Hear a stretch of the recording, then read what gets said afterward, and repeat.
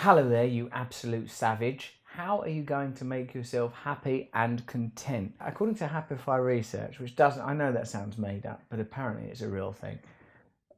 Just writing for a short while each day in a gratitude journal can increase your happiness. Furthermore, positive thinking improves your ability to analyze your cognition. Additionally, quality me time improves your psychological well-being. According to Fast Company, exercise helps you to release brain-derived neurotropic factor, which makes you feel better about yourself because your body's been tricked into thinking it's in stress. And according to Psychologically Today, regular meditation decreases heart disease and anxiety. All of this data is a secularized pseudo-scientific way of saying you need a spiritual practice in order to be happy. And 12-step recovery covers every single aspect of this scientific rubric hereby created by us for the purposes of this video. Gratitude lists is a big part of 12-step recovery. A vital daily exercise to write down things that you are grateful for, things that you're grateful for that have improved, things that you're grateful for that you've been granted and given. Meditation, step 11, prayer and meditation. You must pray and meditate daily. Create time where you're separate from the constant actions and bewilderment of daily life. Look at this.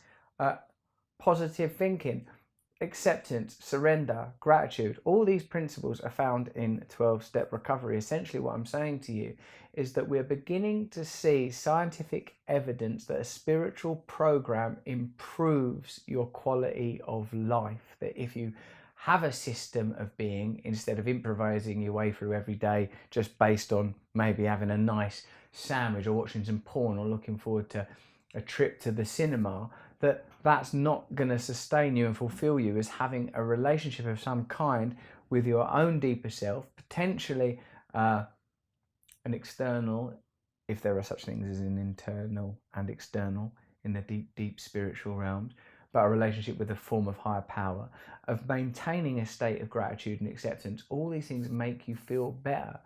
The perennial truths found throughout the faiths likely recur because of practicality, because of empiricism.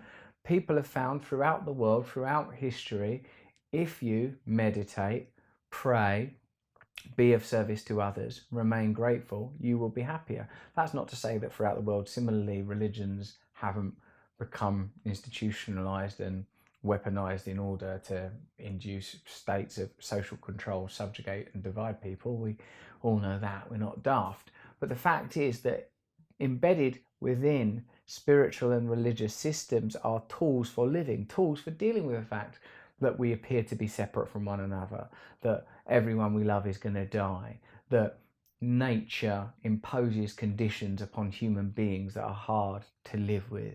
Spirituality, such as gratitude lists, positive thinking, a positive and open outlook, exercise, which could be done, yogically in my little system or through Brazilian Jiu-Jitsu. I mean, you do need like a physicalized component to your spiritual life if you're well and fit enough to do it.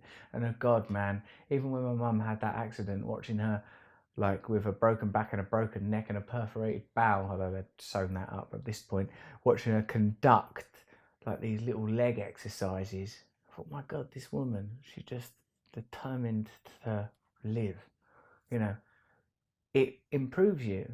It improves you. It awakens, stirs, connects synaptic pathways that, if dormant and unexplored, will leave you in a low state.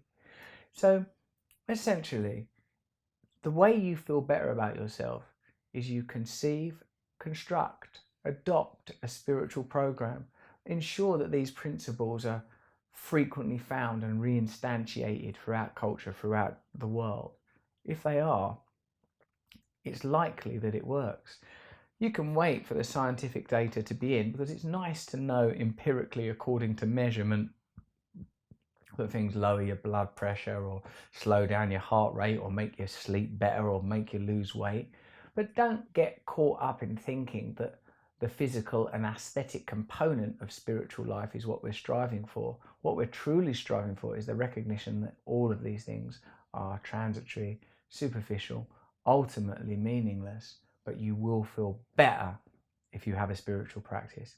That's how you feel better about yourself.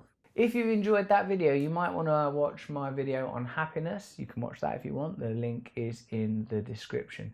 Let us know what you thought about it. I can't promise I'll respond to every comment, but by God, I'll read them. Thank you.